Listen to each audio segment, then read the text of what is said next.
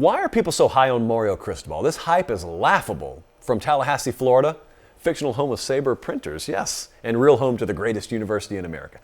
Both of those things are true. Alex, you're asking me why people are so high on Mario Cristobal, and then you said the hype is laughable. Could we do ourselves a favor here? I know you're listening or watching. We can't actually communicate, but you know what? Talk anyway. What is the hype?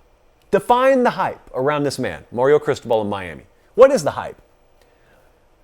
I think sometimes, I'm not going to put words in your mouth, Alex. I'm just saying in general sense right now, I think sometimes people create things that don't exist. 3 people saying something on Twitter does not equal everyone is saying, quote unquote. You may see some random folks, or you may go to a Miami message board and see some fans in clusters get carried away with expectations. That happens with every team. I'm telling you right now, you can find a Kansas State fan right now that claims they're going to be in the Big 12 and go to the playoff. You can find outliers.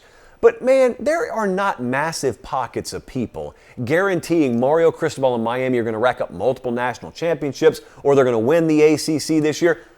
That is such an outlier of an opinion. So what's the real hype?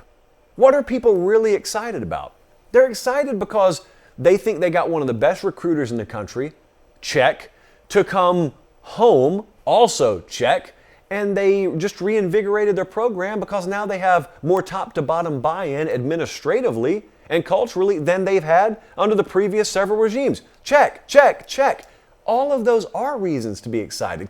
Can you answer me this if you're disagreeing with me? How should you feel?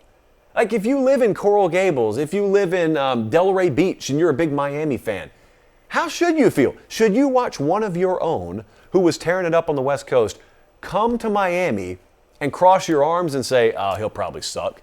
Like that's what would be dumb to me. It'd be dumb to not be excited. It'd be foolish to not be excited if you're a Miami fan.